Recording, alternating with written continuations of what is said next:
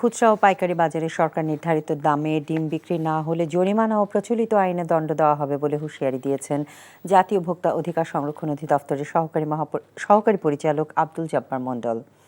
সকালে রাজধানীর আগারগাঁওয়ের দুটি স্থানে ডিমের বাজার নিয়ন্ত্রণে পাইকারি ও খুচরা দোকানে অভিযান শেষে এমন হুঁশিয়ারি দেন তিনি। খুচরা বাজারে প্রতি পিস ডিম 12 টাকা উল্লেখ করে তিনি বলেন, সরকার নির্ধারিত দামেই ডিম বিক্রি করতে হবে।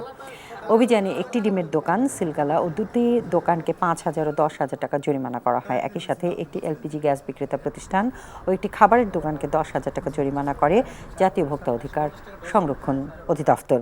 ডিমসহ অন্যান্য পণ্যের বাজার নিয়ন্ত্রণে ব্যর্থ হওয়ায় জরিমানার পাশাপাশি আগারগাঁওয়ের বিএনপি বাজার মালিক সমিতির বিরুদ্ধেও ব্যবস্থা নেওয়া হবে বলে জানান জাতীয় ভোক্তা অধিকার সংরক্ষণের এই কর্মকর্তা। টাকা চুরির জন্য যদি আমার গলায় জুতার মালা পরাইতে হয়, তাহলে আমার শালীর সাথে প্রতারণা করার জন্য তোর ফাঁসি হবে।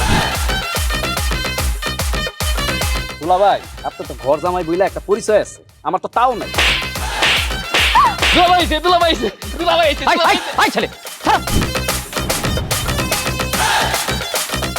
রাজনৈতিক ফ্যামিলির মেয়ে হয়ে ওই কাজ করবে।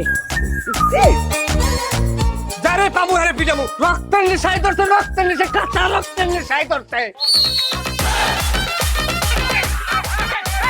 তোমার এই পলিটিক্স আমার বাম পকেটে থাকে। তোদের বউরে ঝামেলা পাকাই। এই বেটাই, আমি তখন বিয়ে করিনি।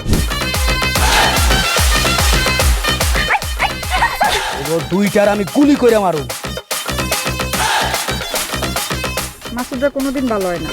আপনার পোশাক আশাক দেখে কিন্তু আপনার তালুকদার বংশের লোক মনে হয় না আব্বা, আপনার মনে হয় যে আপনি ফকির বংশের লোক।